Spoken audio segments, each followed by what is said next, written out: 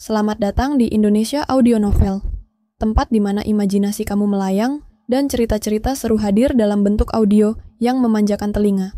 Sebelum kita mulai petualangan cerita hari ini, ingat ya, semua kisah di sini adalah hasil karangan semata, cocok untuk hiburan, bukan untuk dicari kebenarannya. Jadi, duduk santai, siapkan camilan, dan biarkan suara membawa kamu ke dunia yang baru. Jangan lupa pantengin channel ini setiap hari jam 5 sore. Karena akan selalu ada cerita baru yang siap menemani waktu santai kamu. Terima kasih sudah mampir, dan selamat menikmati cerita di Indonesia Audio Novel. Jangan lupa like, subscribe, dan share, biar kita makin ramai. Yuk, mulai ceritanya. Hujan deras mengguyur jalanan gelap, menciptakan suara gemuruh yang seolah mencerminkan kekacauan di dalam dadaku. Ayah tiriku menggenggam lenganku erat-erat, menarikku keluar dari mobil. Aku mencoba melawan, tapi tubuhku terlalu lelah setelah berhari-hari tanpa makan yang layak. Berhenti melawan, Nadia. Ini untuk kebaikanmu juga, katanya dengan nada dingin, tanpa sedikit pun rasa bersalah. Kebaikanku? Aku ingin tertawa. Pria itu telah menjual semua yang kami miliki, termasuk kehormatannya sendiri. Kini, aku tahu, aku adalah aset terakhirnya. Kami memasuki sebuah bangunan tua yang dari luar tampak tak terawat. Namun, begitu melewati pintu berat itu, kemewahan menyapa. Lampu kristal menggantung di langit-langit tinggi, meja-meja dengan taplak beludru hitam berjajar rapi, dan orang-orang berpakaian formal berkeliaran dengan gelas anggur di tangan mereka. Aku merasa seperti seekor rusa yang dibawa masuk ke kandang serigala. "Ah, Tuan Arman, akhirnya datang juga," sapa seorang pria bertubuh besar dengan senyum licik di wajahnya. Matanya langsung menelusuri tubuhku, membuatku meringkuk ketakutan. "Ini gadisnya?" Ayah tiriku mengangguk. "Iya, Nadia. Dia masih muda dan sehat. Cantik juga, bukan?" Aku merasa ingin muntah mendengar caranya berbicara seolah aku barang dagangan. Pria besar itu terkekeh. "Baiklah, mari kita mulai." Aku dipaksa naik ke sebuah panggung kecil di depan ruangan. Lampu sorot menyala, menyilaukanku. Suara-suara bisik-bisik memenuhi udara, dan aku bisa merasakan puluhan pasang mata memandangiku. "Saudara-saudara sekalian," suara pria besar itu menggema. "Kami memiliki sesuatu yang sangat spesial malam ini. Seorang gadis muda, cantik, dan tak ternoda. Mulai dari 100 juta. Hatiku mencelos. Apakah ini benar-benar nyata? Aku berharap ini hanya mimpi buruk, tapi tepukan tangan dan suara penawaran dari arah kerumunan menegaskan bahwa ini nyata. 150 juta. 250 juta. Aku tidak bisa bernapas. Angka-angka itu terdengar seperti penghinaan. Berapa harga hidupku? Berapa harga kebebasanku? 500 juta. Suara itu menghentikan semuanya. Suara dingin, berat, dan penuh otoritas. Kerumunan terdiam. Semua kepala menoleh ke arah pria yang duduk di sudut ruangan. Wajahnya sebagian tersembunyi bayangan. Pria itu berdiri perlahan, berjalan mendekat ke arah panggung. Matanya bertemu dengan mataku. Dalam tatapan itu ada sesuatu yang aneh. Bukan nafsu seperti pria-pria lain di ruangan ini, melainkan sesuatu yang lebih dalam, lebih gelap. 500 juta. "Bayar sekarang," katanya tanpa ragu. "Baik, Tuan Raka," jawab pria besar itu dengan nada hormat, seperti dia sedang berbicara dengan raja. Palu diketuk, laku, dan malam itu hidupku dijual. Aku menjadi milik pria yang bahkan namanya baru saja ku ketahui, Raka. Mobil mewah melaju menembus malam, membawa aku pergi dari tempat yang baru saja menghancurkan hidupku. Duduk di kursi belakang, aku menggigil, bukan karena dingin, melainkan ketakutan. Di sebelahku, pria itu, Raka, duduk dengan tenang, seperti pemangsa yang telah menangkap mangsanya. Aku mencuri pandang ke arahnya. Rahangnya tegas, rambutnya hitam pekat tersisir rapi, dan mata itu hitam kelam, seperti jurang tanpa dasar. Wajahnya dingin tanpa emosi, membuatku semakin sulit menebak apa yang dipikirkannya. "Kamu bisa berhenti gemetar," katanya tiba-tiba, suaranya terdengar datar tapi tegas. Aku tersentak. Aku tidak gemetar. Suaraku lebih lemah dari yang kuharapkan. Dia mendesah pelan, seolah kelelahan menghadapi kebohonganku. "Aku tidak akan menyakitimu." Aku tertawa kecil, penuh sarkasme. "Kamu membeliku. Itu sudah cukup buruk." Dia tidak menjawab. Hening kembali memenuhi mobil. Setelah perjalanan yang terasa seperti seumur hidup, mobil akhirnya berhenti di depan sebuah villa besar yang berdiri megah di atas bukit. Pintu gerbang otomatis terbuka, dan kami masuk ke halaman luas yang dihiasi lampu taman. "Keluar," perintahnya singkat, dan aku menurut meskipun tubuhku ingin lari sejauh mungkin. Dia menggiringku masuk ke villa itu. Interiornya jauh lebih mewah dari yang kubayangkan. Lantai marmer, dinding penuh lukisan mahal, dan lampu gantung yang lebih besar daripada ruang tamu rumahku. "Ini kamarmu," katanya, membawaku ke sebuah ruangan di lantai 2. Dia membuka pintu, memperlihatkan kamar tidur yang bahkan lebih besar dari apartemenku dulu. Tempat tidur empuk dengan spray sutra, lemari besar, dan balkon yang menghadap ke kota. "Aku tidak mau di sini," kataku, memberanikan diri. Dia menatapku tajam, membuatku langsung menyesali keberanianku. "Kamu akan tinggal di sini sampai aku mengatakan sebaliknya. Mengerti?" Aku mengangguk, tidak punya pilihan lain. Sebelum pergi, dia berhenti di ambang pintu dan berkata, "Mulai sekarang, kamu hanya perlu melakukan satu hal, ikuti semua perintahku. Kalau kamu patuh, aku akan memastikan hidupmu nyaman. Tapi kalau tidak..." Dia tidak melanjutkan, tapi tatapannya cukup untuk membuatku tahu apa yang akan terjadi. Pintu tertutup, meninggalkanku sendirian di ruangan besar itu. Aku duduk di tempat tidur, memeluk lututku, mencoba mencerna apa yang baru saja terjadi. Siapa pria itu? Mengapa dia membeliku? Dan yang paling mengganggu, mengapa ada sesuatu dalam dirinya yang terasa familiar? Pagi itu, aku terbangun di tempat tidur yang terlalu empuk dengan sinar matahari menembus jendela besar di kamarku. Sebuah piring sarapan sudah tersaji di meja kecil di sudut ruangan, roti panggang, telur orak-arik, dan segelas jus jeruk. Aku tidak menyentuhnya. Pikiranku terlalu sibuk dengan pertanyaan yang belum terjawab. Siapa sebenarnya Raka, dan apa yang dia inginkan dariku? Kenapa dia mengeluarkan 500 miliar hanya untuk membeli seseorang seperti aku? Pintu tiba-tiba terbuka, membuatku tersentak. Seorang pelayan perempuan, berpakaian hitam putih rapi, melangkah masuk dengan kepala sedikit tertunduk. "Tuan Raka meminta Anda untuk bersiap-siap. Dia ingin bertemu Anda di ruang kerja," katanya sopan. Aku ingin menolak, tapi tahu itu tidak ada gunanya. Dengan berat hati, aku bangkit dan mengikuti pelayan itu keluar dari kamar, menuruni tangga menuju sebuah ruangan besar dengan rak-rak buku tinggi. Di balik meja kayu yang besar, Raka duduk, tampak sibuk membaca dokumen. "Masuk," katanya tanpa menoleh. Aku melangkah masuk dengan hati-hati, merasa seperti seekor anak kucing yang memasuki sarang singa. Dia meletakkan dokumen yang dipegangnya dan menatapku.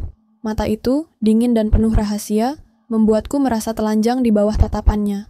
"Duduk," perintahnya, menunjuk kursi di depannya. Aku duduk perlahan, mencoba menghindari kontak mata. "Kamu pasti punya banyak pertanyaan," katanya, akhirnya memecah keheningan. Aku mengangguk. "Kenapa aku di sini? Apa yang kamu inginkan dariku?" Dia bersandar di kursinya, tangan terlipat di depan dada. "Aku membelimu bukan karena aku ingin, aku membelimu karena aku harus." Jawaban itu hanya membuatku semakin bingung. "Harus? Apa maksudmu?" Dia menghela napas, seolah sedang mencari cara untuk menjelaskan. "Ayah tirimu menjualmu untuk melunasi hutangnya. Dia meminjam uang dari seseorang yang sangat berbahaya. Jika aku tidak mengambilmu, dia akan menyerahkanmu kepada orang itu." Aku terdiam, mencoba mencerna kata-katanya. "Jadi, kamu menyelamatkanku?" Dia tertawa kecil, tanpa humor. "Menyelamatkan? Tidak, aku tidak sebaik itu. Aku hanya memastikan bahwa aku mendapatkan apa yang aku inginkan sebelum orang lain melakukannya." Nadanya penuh teka-teki, membuatku ingin bertanya lebih banyak. Tapi, sebelum aku sempat membuka mulut, dia menambahkan, "Ada banyak hal yang belum kamu ketahui, Nadia. Tapi, untuk saat ini, cukup tahu bahwa aku bukan musuhmu." Aku ingin percaya padanya, tapi sesuatu dalam caranya berbicara membuatku merasa sebaliknya. "Dan ayah tirimu," dia melanjutkan, "tidak akan pernah menyentuhmu lagi. Aku pastikan itu." Aku menatapnya tajam. "Apa yang kamu lakukan padanya?" Raka tersenyum tipis, tapi senyum itu tidak sampai ke matanya. "Itu bukan urusanmu." Malamnya, aku duduk di balkon kamarku, mencoba mengumpulkan keberanian untuk menghadapi kenyataan.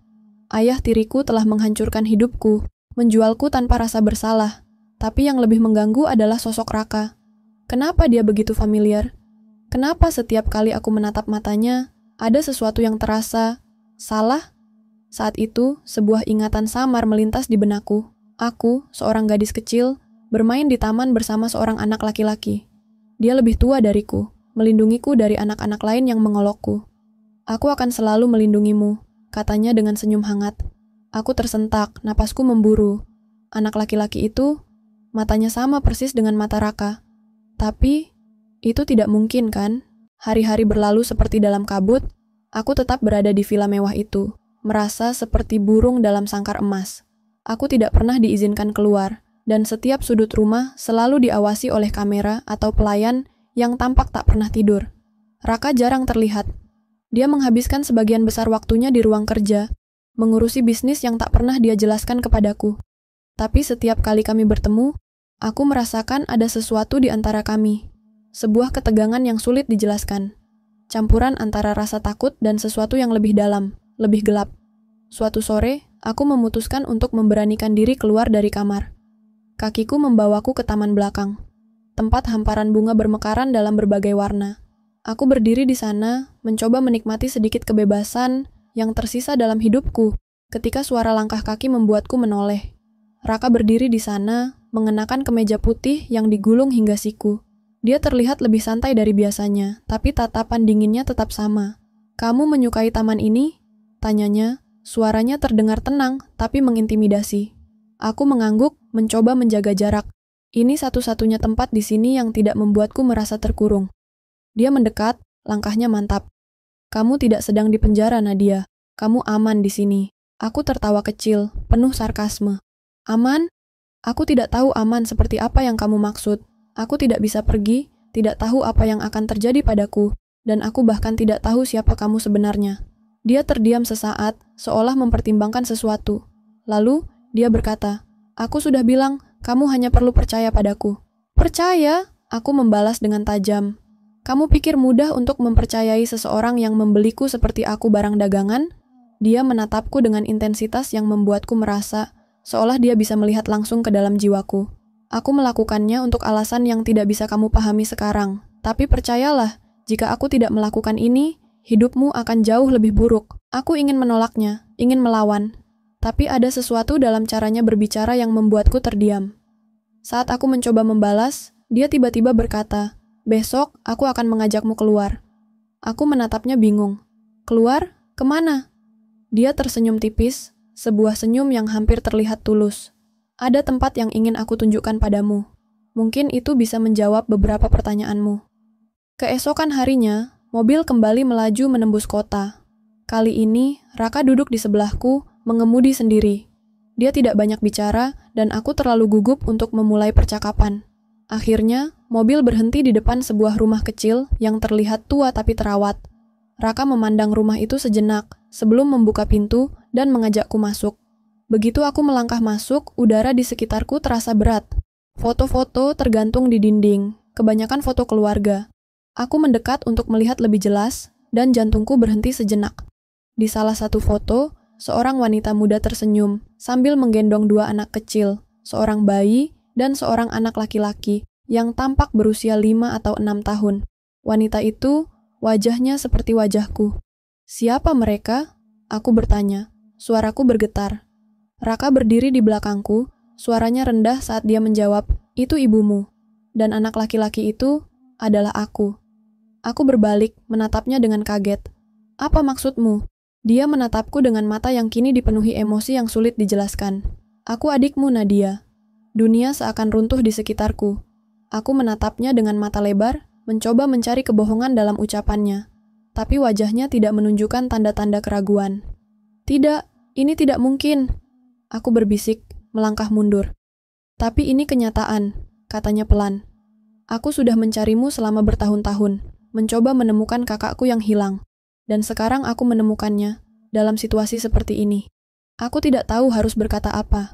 Segala sesuatu yang aku pikirkan tentang hidupku, tentang siapa aku, kini terasa seperti kebohongan besar."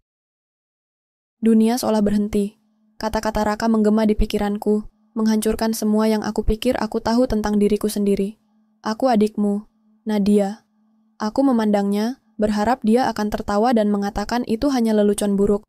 Tapi ekspresinya serius, matanya penuh dengan kejujuran yang menyakitkan. "Ini tidak masuk akal," gumamku, setengah berbisik. "Adikku meninggal ketika aku masih kecil. Aku mengingatnya dengan jelas. Kami kehilangan dia dalam kecelakaan." Raka menggeleng perlahan. "Itu yang diberitahukan kepada keluargamu, Nadia. Tapi kenyataannya tidak seperti itu. Aku tidak pernah meninggal. Aku diambil." "Diambil? Oleh siapa?" Aku mulai merasa sesak, pikiranku berputar-putar mencari penjelasan. Oleh orang-orang yang dulu menganggapku sebagai alat, orang-orang yang berutang kepada keluargamu dan tidak punya cara lain untuk membayar, katanya. Suaranya dipenuhi dengan amarah yang dingin. Mereka mengambilku dari ibu kita, menjualku seperti aku tidak lebih dari barang dagangan. Dan setelah itu, aku menjadi milik mereka. Aku membeku. Raka berbicara dengan nada begitu tenang, tapi setiap kata seperti belati yang menancap di hatiku. Bagaimana mungkin ini tidak pernah diberitahukan padaku? Mengapa keluarga kita tidak pernah mencarimu? Mereka mencariku, jawabnya. Tapi mereka tidak punya kekuatan untuk melawan orang-orang itu. Ayah kita mencoba, dan dia mati karena itu. Ibu kita, dia hanya bisa melindungimu. Aku merasa seperti terjatuh ke dalam lubang tanpa dasar. Jadi, semua ini, hidupku, keluargaku, apa yang aku tahu, semuanya dusta. Dia mengangguk perlahan. Aku tahu ini sulit diterima, Nadia, tapi aku tidak punya pilihan selain mencarimu. Aku membutuhkanmu untuk mengisi bagian yang hilang dalam hidupku, dan sekarang aku menemukannya. Tapi, kenapa aku? Tanyaku, suaraku bergetar. Kenapa kamu membawaku seperti ini? Kenapa tidak memberitahuku dari awal? Dia menatapku dengan pandangan lembut yang tidak pernah kulihat sebelumnya. Karena aku takut. Takut kamu akan membenciku. Takut kamu tidak akan percaya padaku. Dan karena aku tahu, setelah bertahun-tahun hidup di bawah kendali mereka, aku tidak tahu cara lain untuk melindungimu selain dengan membawamu ke sini. Aku ingin marah, ingin membencinya atas semua kekacauan ini. Tapi sebagian diriku merasa kasihan. Dia adalah bagian dari masa lalu yang telah lama hilang, sebuah potongan dari diriku yang bahkan tidak aku tahu aku kehilangan. Malam itu, aku tidak bisa tidur. Ingatan tentang foto itu terus menghantuiku. Ibuku tersenyum sambil menggendong bayi dan memegang tangan seorang anak kecil. Wajah itu, mata itu, semuanya terasa begitu nyata. Aku mulai mengingat kilasan-kilasan masa kecilku, momen-momen singkat bersama seorang anak laki-laki yang lebih tua dariku. Dia melindungiku, menjagaku saat aku menangis. Apakah mungkin Raka adalah anak laki-laki itu? Aku bangkit dari tempat tidur, berjalan ke balkon. Di bawah sinar bulan, aku melihat Raka berdiri di taman, menatap langit. Wajahnya tampak lebih lembut, hampir rapuh. Aku mengambil napas dalam-dalam dan memutuskan untuk turun menemuinya. Aku tidak bisa tidur, kataku. Suaraku hampir berbisik. Dia menoleh, menatapku dengan mata yang penuh kelelahan. Aku juga. Kami berdiri dalam keheningan selama beberapa saat, hanya suara angin malam yang menemani. Aku ingin tahu lebih banyak, akhirnya aku berkata. Tentang kita. Tentang apa yang sebenarnya terjadi. Dia mengangguk pelan. Aku akan memberitahumu semuanya, tapi tidak di sini. Ada tempat lain yang harus kita kunjungi.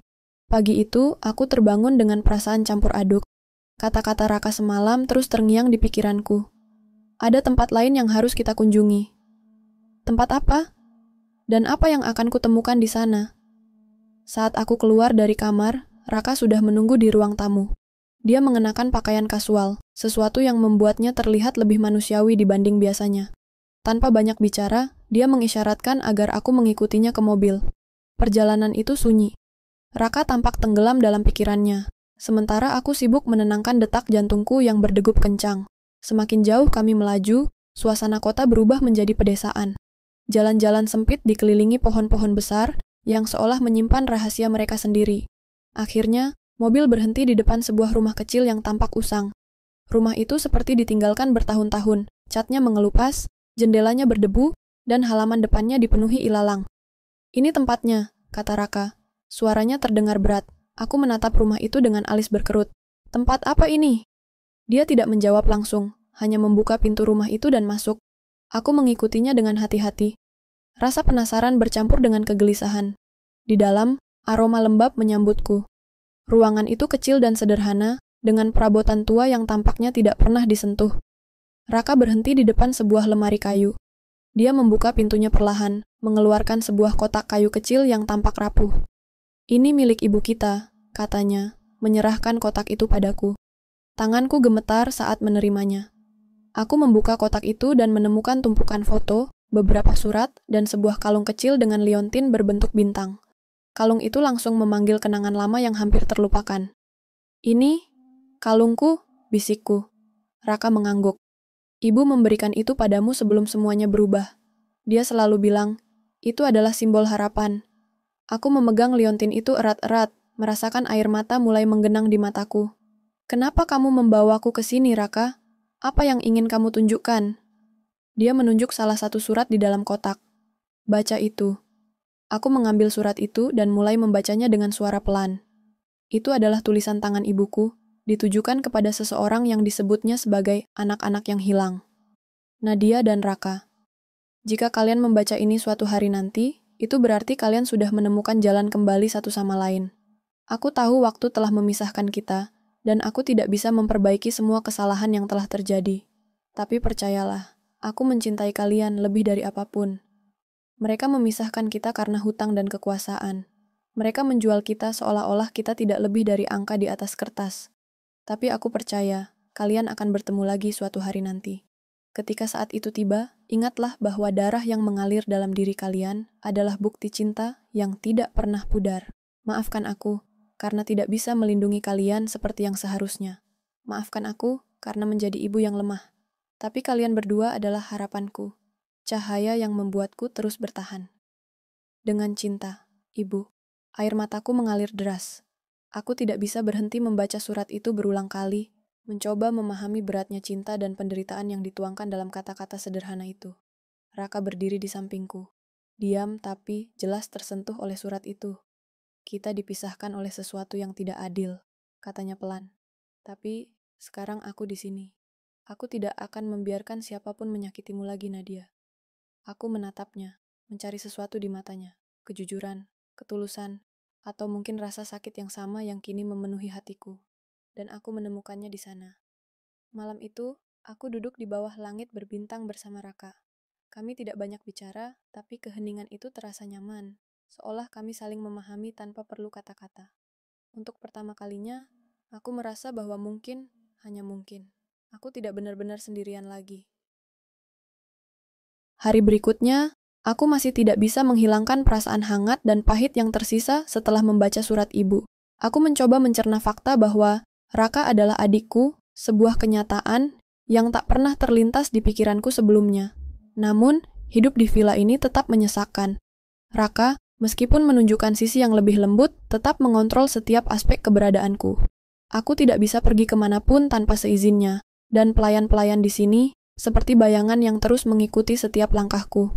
Malam itu, aku memutuskan untuk menghadapi Raka. Aku menemukannya di ruang kerja, dikelilingi dokumen dan peta yang tidak aku pahami. Dia mengangkat kepala saat aku masuk, tatapan matanya seperti biasa, dingin tapi penuh perhatian. Ada yang ingin aku tanyakan, kataku, langsung ke intinya. Dia meletakkan pena di meja dan menyilangkan tangan. Apa itu? Apa rencanamu sebenarnya, Raka? Aku menatapnya tajam. Kamu bilang kamu membawaku untuk melindungiku, tapi sampai kapan? Dan apa yang sebenarnya kamu harapkan dari semua ini? Dia terdiam sejenak, lalu bangkit dari kursinya.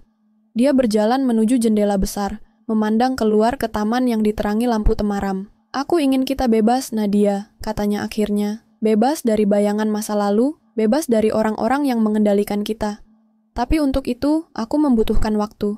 Ada banyak hal yang harus aku perbaiki, banyak musuh yang harus aku kalahkan. Musuh? Aku mengerutkan kening. Apa maksudmu? Dia menoleh, matanya penuh dengan sesuatu yang gelap dan berbahaya. Orang-orang yang dulu mengambilku dari keluarga kita. Mereka masih ada di luar sana, Nadia. Mereka tidak hanya menghancurkan hidupku, tapi juga hidupmu. Ayah tirimu hanyalah salah satu dari mereka. Aku merasa darahku membeku. Jadi, semua ini bukan hanya tentang hutang ayah tiriku? Dia mengangguk. Ini jauh lebih besar dari itu. Aku sudah menghabiskan bertahun-tahun mencari tahu siapa yang sebenarnya menarik tali di balik layar. Dan sekarang aku hampir sampai, tapi aku tidak bisa melakukannya sendirian. Aku melangkah mundur, merasa semakin bingung. Apa yang kamu inginkan dariku, Raka? Aku bahkan tidak tahu bagaimana aku bisa membantumu. Dia mendekat, menatapku dengan intensitas yang membuatku sulit bernapas. Aku tidak butuh kamu melakukan apapun, Nadia. Aku hanya butuh kamu tetap di sini. Tetap aman. Karena jika mereka tahu kamu masih hidup, mereka akan mencoba mengambilmu juga. Hari-hari berikutnya, aku mulai memperhatikan lebih banyak hal di sekitar villa ini. Pelayan-pelayan yang tampaknya lebih dari sekadar pelayan, penjagaan ketat, dan dokumen-dokumen misterius di ruang kerja Raka. Semua itu membuatku sadar bahwa dia tidak hanya seorang pria kaya yang membeli orang lain untuk melindunginya. Dia menyembunyikan sesuatu yang jauh lebih besar. Raka mencoba menjaga jarak, tapi ada momen-momen di mana dia tidak bisa menahan sisi lembutnya. Seperti saat dia menyapaku selamat pagi dengan senyum tipis, atau saat dia membawakan makanan kesukaanku tanpa diminta.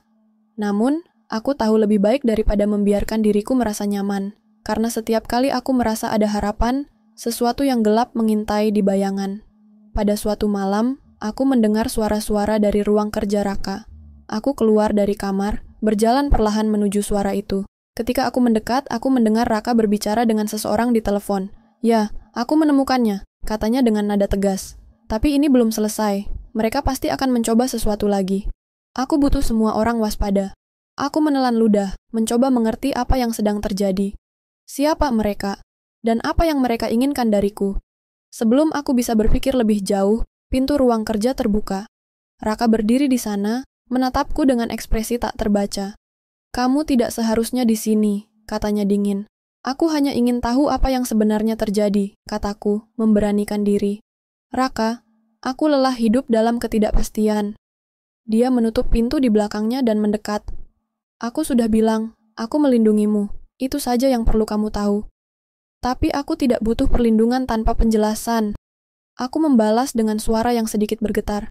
Dia terdiam, tatapannya melunak sesaat sebelum dia berbicara. "Baiklah, besok aku akan menunjukkan semuanya padamu. Tapi bersiaplah Nadia. Apa yang akan kamu lihat mungkin akan mengubah segalanya." Pagi itu, aku bangun dengan perasaan campur aduk antara takut dan penasaran. Kata-kata Raka semalam terus terngiang di pikiranku. Apa yang akan kamu lihat mungkin akan mengubah segalanya. Raka sudah menungguku di ruang makan. Dia tampak lebih tegang dari biasanya, tapi tetap tenang, seperti seseorang yang terbiasa menyembunyikan emosinya. Setelah sarapan dalam keheningan, dia mengajakku keluar rumah, menuju mobil yang telah menunggu. "Kita akan pergi ke tempat yang mungkin akan menjawab semua pertanyaanmu," katanya sambil menatap lurus ke depan. Aku hanya mengangguk, merasa bahwa tidak ada gunanya bertanya lebih banyak. Perjalanan itu memakan waktu beberapa jam. Kami melewati kota, pedesaan, hingga akhirnya sampai di sebuah kawasan yang tampak seperti kawasan industri yang sudah lama ditinggalkan. Bangunan-bangunan tua dan berkarat berdiri sunyi, menyimpan kisah-kisah yang mungkin tidak ingin diungkapkan. "Kita di sini," kata Raka, memarkir mobilnya di depan sebuah gudang besar. Aku keluar dari mobil, menatap gedung itu dengan perasaan tidak nyaman. "Apa ini?"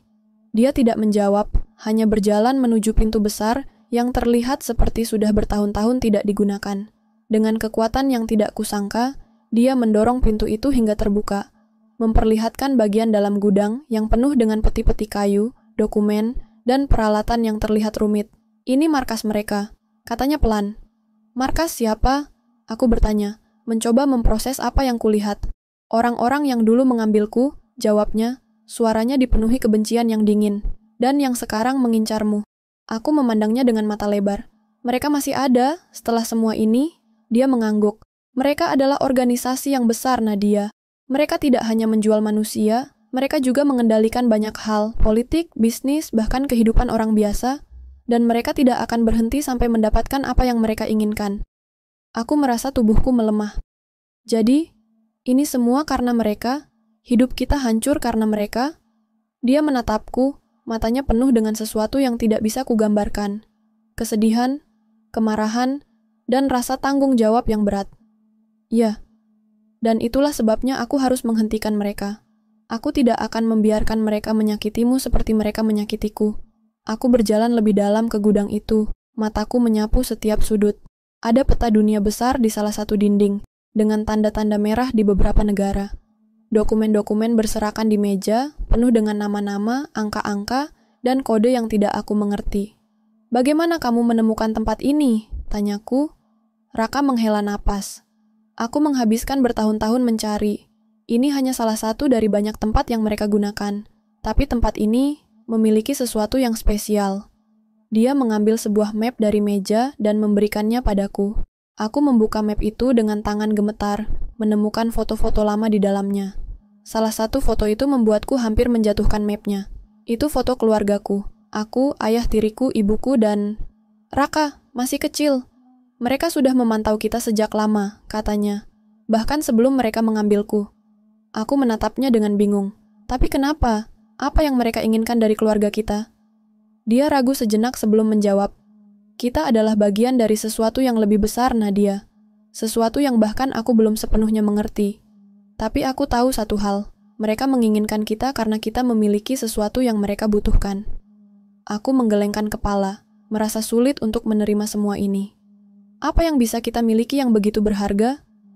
Dia menatapku dengan serius. Jawabannya ada di masa lalu kita. Dan untuk menemukannya, kita harus bersiap menghadapi segalanya. Malam itu, setelah kami kembali ke villa, aku duduk sendirian di kamarku, mencoba memahami apa yang baru saja aku pelajari. Hidupku, yang selama ini kupikir hanya dipenuhi dengan masalah keluarga biasa, ternyata terkait dengan sesuatu yang jauh lebih gelap dan rumit. Aku tahu, setelah ini tidak akan ada jalan untuk kembali. Keheningan di villa terasa semakin berat setelah kami kembali dari gudang itu. Raka tampak tidak bisa tidur. Dia lebih banyak menghabiskan waktu di ruang kerjanya, di antara dokumen-dokumen yang tampaknya tak pernah ada habisnya. Sementara aku, meskipun tubuhku lelah, tetap terjaga oleh banyaknya pertanyaan yang berputar di kepala. Apa yang sebenarnya mereka cari? Mengapa keluarga kami begitu penting? Dan apa yang dimaksud Raka dengan sesuatu yang lebih besar? Aku merasa terperangkap, dan semakin lama semakin sadar bahwa tidak ada cara untuk menghindari kenyataan ini. Aku harus mencari tahu lebih banyak tentang keluargaku, masa lalu, dan siapa yang selama ini bersembunyi di balik semua ini. Keesokan harinya, aku memutuskan untuk pergi ke tempat yang paling aku kenal, rumah keluarga kami. Meskipun sudah bertahun-tahun, rasanya masih ada ikatan yang mengikatku pada tempat itu. Raka menatapku dengan tatapan waspada ketika aku memberitahunya niatku. Kamu tidak bisa pergi sendirian, katanya tegas. Aku harus ikut. Aku tahu maksudnya baik, tapi aku juga merasa terjebak dalam segala keputusan yang diambil oleh Raka. Aku ingin melakukan sesuatu sendiri, meskipun itu berarti menghadapi ketakutanku sendiri. Aku harus pergi sendiri, Raka. Aku perlu melihatnya dengan mata kepalaku. Dia hanya menghela napas dan akhirnya mengalah. Hati-hati. Rumah itu tampak lebih sunyi dari yang kuingat. Setiap sudutnya menyimpan kenangan, dan setiap ruangnya terasa begitu asing setelah bertahun-tahun. Aku berjalan perlahan menuju ruang tamu, tempat ibu dan ayah tiri sering duduk, berbicara tentang masa depan yang mereka impikan untuk kami. Namun, sekarang hanya ada kekosongan. Aku mulai menjelajahi rumah itu, memeriksa setiap ruangan yang sudah lama tidak kukunjungi. Saat aku memasuki ruang keluarga, mataku tertuju pada sebuah lemari tua yang tersembunyi di sudut ruangan. Lemari itu selalu ada di sini, tapi aku tidak pernah terlalu memperhatikannya. Aku membuka pintunya dan menemukan beberapa buku tua, di antaranya ada satu buku yang tampak lebih baru. Buku itu tidak pernah aku lihat sebelumnya. Aku menariknya keluar dan mulai membukanya. Ternyata itu adalah jurnal milik ibuku. Halaman pertama berisi tulisan tangan yang familiar. Hari ini, aku merasa semakin takut. Mereka semakin dekat. Mereka tidak hanya ingin aku, tapi juga anak-anak kita. Aku merasa seperti semuanya sedang dihancurkan. Aku tidak tahu harus berbuat apa, tapi aku tahu aku harus melindungi mereka. Aku terdiam, membaca baris-baris itu berulang kali. Kenapa ibuku tidak pernah memberitahuku tentang ini? Mengapa dia menyimpan semua ini begitu rapat?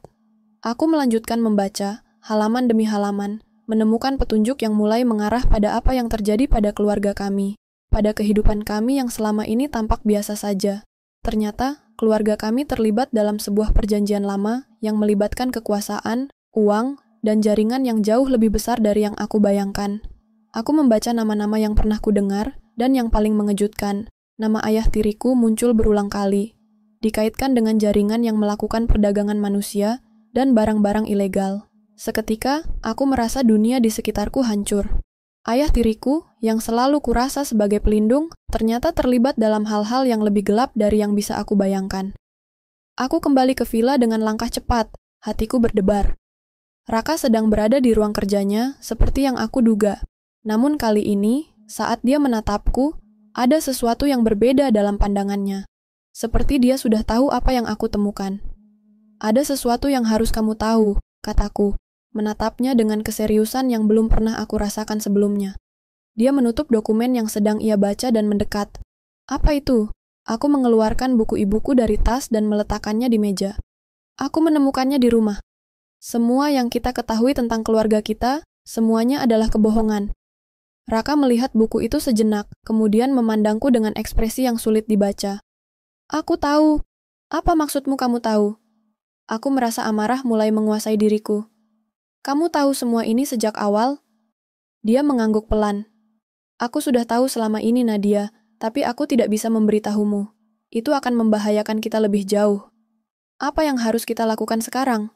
Tanyaku, merasa terjebak dalam sebuah permainan yang tidak aku pahami. Dia berjalan mendekat dan menatap mataku dengan penuh tekad. Kita harus menghancurkan mereka. Menghancurkan organisasi ini sebelum mereka menyentuhmu lagi.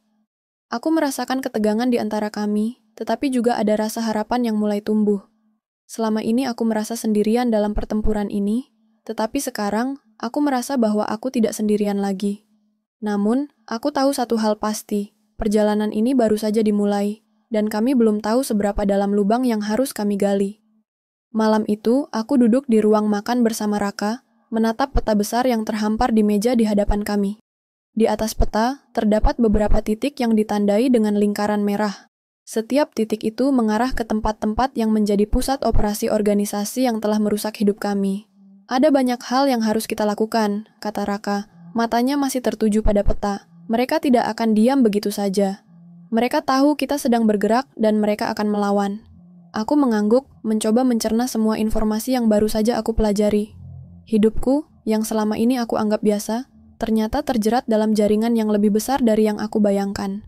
Organisasi ini, yang sudah ada sejak bertahun-tahun lalu, telah membentuk banyak sisi gelap dalam hidupku, dan kini, aku harus berhadapan langsung dengan mereka. Kamu siap? Tanya Raka, menatapku dengan tatapan serius. Aku menarik napas dalam-dalam. Aku tidak tahu apa yang akan kita hadapi, tapi aku tidak bisa mundur sekarang. Raka tersenyum tipis. Kita akan melakukan ini bersama. Kita punya kekuatan, Nadia. Kita hanya perlu memanfaatkannya dengan benar. Keesokan harinya, Raka mengatur pertemuan dengan seorang informan yang dipercaya, seseorang yang memiliki informasi penting tentang organisasi itu. Kami bertemu di sebuah restoran kecil, tersembunyi di sudut kota. Orang itu, yang hanya dikenal dengan nama alias Luka, tampak seperti seseorang yang sudah lama bersembunyi dari dunia luar.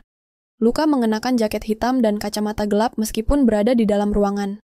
Saat dia duduk di meja kami, Raka langsung memulai percakapan. Kami butuh informasi lebih lanjut, kata Raka. Suaranya rendah dan penuh kewaspadaan. Luka mengangguk dan menatapku sesaat sebelum kembali menatap Raka. Kalian tahu betul apa yang kalian hadapi. Organisasi itu bukan sekadar kelompok biasa. Mereka punya koneksi di hampir setiap sektor penting. Dan mereka tidak akan berhenti sampai kami hancur, tambahku. Merasa ketegangan semakin mencekam. Luka menghela napas. Benar.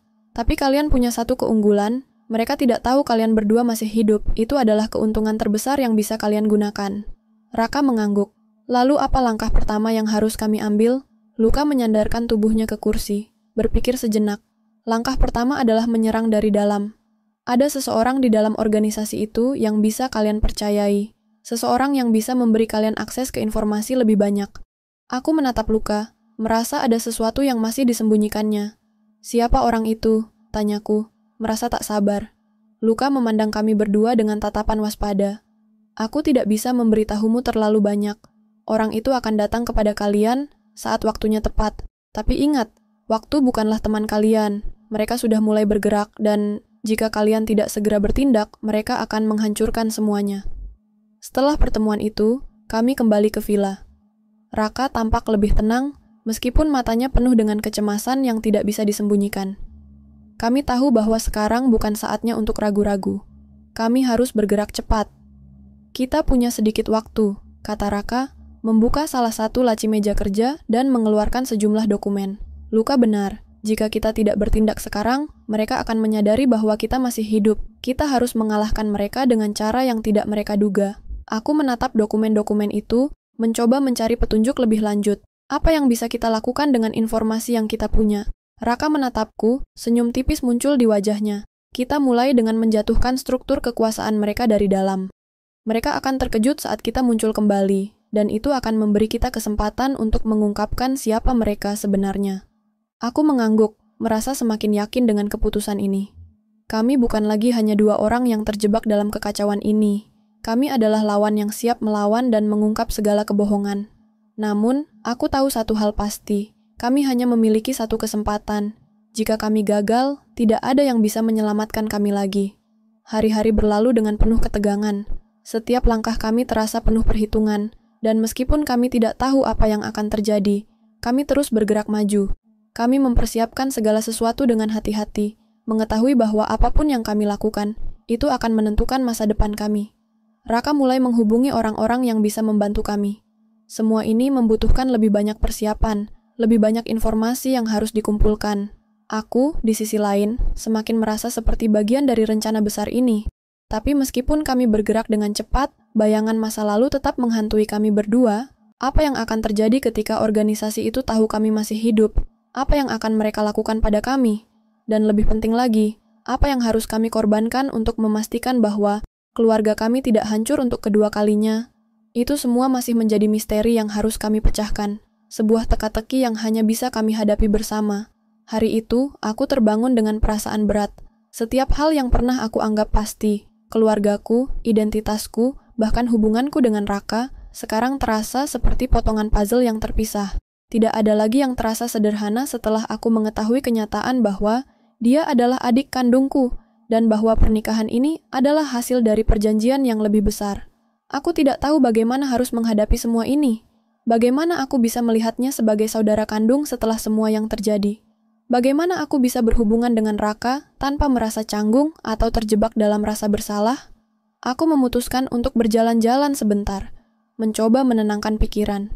Aku tak bisa terus-menerus mengurung diri dalam kebingunganku.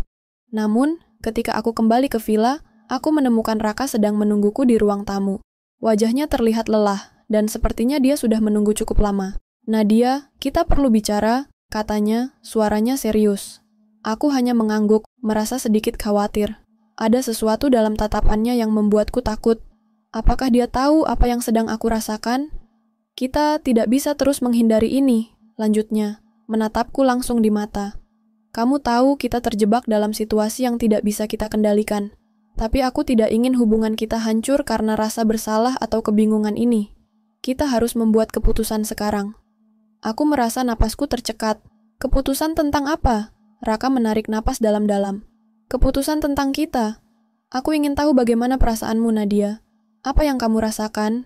Apakah kita bisa menghadapinya bersama, atau kita akan terus terjebak dalam kebingungan ini?"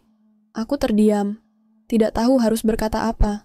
Perasaan ini begitu rumit, antara cinta yang seharusnya dilarang dan rasa bersalah yang menggerogoti. "Raka, aku tidak tahu apakah aku bisa terus begitu. Aku merasa terjebak. Semua ini terasa salah." Dia mendekat, mencoba meraih tanganku. "Aku juga merasa begitu, Nadia. Tapi kita tidak bisa melarikan diri dari kenyataan ini. Aku sudah mencarimu begitu lama, dan sekarang kita harus menghadapi masa depan kita bersama, apapun itu." Aku menatapnya dengan mata penuh kebingungan. "Apa maksudmu, Raka? Apa yang kamu inginkan dariku?" Dia terdiam sejenak, seakan berpikir keras sebelum akhirnya menjawab, "Aku ingin kita mulai dari awal. Aku ingin kita membangun hubungan ini dengan cara yang benar, apapun yang harus kita hadapi." Aku merasakan sebuah kehangatan yang mulai tumbuh di dalam hati, meskipun perasaan itu bertentangan dengan segala hal yang aku tahu. Tapi aku tahu satu hal, kami tidak bisa lagi berpura-pura tidak ada apa-apa. Kami harus memilih jalan yang akan menentukan masa depan kami. "Baiklah," kataku pelan. "Aku akan mencoba, Raka, tapi aku tidak bisa menjamin apa-apa." Dia tersenyum, meski senyum itu terlihat penuh keraguan. "Itu sudah cukup, kita akan melakukannya bersama, Nadia." Hari-hari berlalu, dan kami mencoba menata kembali kehidupan kami. Kami berdua sepakat untuk tidak membicarakan terlalu banyak tentang masa lalu yang mengerikan itu. Fokus kami sekarang adalah bagaimana kami bisa melanjutkan hidup dengan cara yang lebih sehat, meskipun kenyataan tetap menggantung di atas kepala kami. Raka mulai lebih terbuka dengan perasaannya, berbicara lebih banyak tentang bagaimana dia merasa selama ini, terutama tentang kebingungannya saat pertama kali mengetahui bahwa aku adalah saudara kandungnya. Aku mendengarkan dengan penuh perhatian, merasa semakin terhubung dengannya, meskipun aku tahu kami masih memiliki banyak hal yang perlu diselesaikan. Kadang aku merasa, kita seperti dua orang asing yang terperangkap dalam sebuah kisah yang tidak mereka tulis. Katanya suatu malam, saat kami duduk di beranda villa, menatap bintang-bintang di langit. Aku ingin sekali tahu bagaimana kita bisa menjalani hidup normal setelah semuanya. Tapi kenyataan selalu menghalangi. Aku menggenggam tangannya, mencoba memberi kekuatan pada saat-saat yang penuh ketegangan ini. Kita tidak bisa mengubah masa lalu, Raka. Tapi kita bisa memutuskan bagaimana kita menjalani masa depan. Aku percaya kita bisa melakukannya bersama. Dia menatapku dengan tatapan yang penuh harapan. Aku berharap begitu, Nadia. Namun, meskipun kami berusaha melupakan masa lalu, kenyataan datang dengan cara yang tidak terduga. Suatu hari, kami mendapatkan kabar dari pihak yang mengklaim bahwa mereka memiliki lebih banyak informasi tentang perjanjian keluarga kami. Informasi ini datang dari sumber yang tak terduga, seseorang yang pernah bekerja dengan ayah tiri kami. Mereka mengungkapkan bahwa pernikahan antara aku dan Raka bukanlah satu-satunya bagian dari permainan yang lebih besar. Ternyata, seluruh keluarga kami terlibat dalam transaksi bisnis yang jauh lebih gelap, suatu hal yang tak pernah kami duga. Raka dan aku merasa semakin tersudut. Semua yang kami coba lupakan tiba-tiba terungkap kembali, dan kami harus menghadapi kenyataan bahwa kebebasan kami bukanlah milik kami sendiri. Kita harus menghadapinya sekarang, kata Raka dengan wajah tegas. Ini sudah terlalu jauh. Aku hanya bisa mengangguk. Kami tidak bisa terus bersembunyi dari kebenaran. Kami menghabiskan malam itu merencanakan langkah berikutnya. Raka mulai menghubungi orang-orang yang masih bisa dipercaya untuk mencari tahu lebih banyak tentang apa yang sedang terjadi di balik layar. Kami menyusun strategi untuk menghadapi mereka yang selama ini mengendalikan hidup kami, dan kami tahu bahwa tidak ada jalan kembali. Namun, meskipun kami berdua bertekad untuk melawan, aku masih merasakan perasaan yang membebani hatiku. Rasa takut akan kehilangan Raka, rasa takut akan perubahan yang terlalu besar. Apa yang akan terjadi setelah ini? Tanyaku dengan suara gemetar. Raka menatapku dengan serius. Apapun yang terjadi, kita akan melewatinya bersama. Aku mengangguk, merasa sedikit tenang dengan kata-katanya. Meskipun ketakutanku masih ada. Kami sudah terlalu jauh untuk mundur sekarang. Ketika kami berhadapan dengan orang-orang yang selama ini mengendalikan hidup kami menyadari satu hal. Kami tidak lagi terjebak dalam permainan mereka. Kami punya pilihan, dan kami akan berjuang untuk itu. Meskipun perasaan kami satu sama lain penuh dengan kebingungan dan keraguan, kami tahu bahwa kami akan selalu punya satu tujuan yang sama, untuk meraih kebebasan. Cerita ini berakhir di sini, dengan kami yang siap menghadapi segala rintangan yang ada di depan. Mungkin masa depan tidak akan pernah bisa diprediksi, tetapi kami akan menjalaninya dengan penuh harapan, bersama.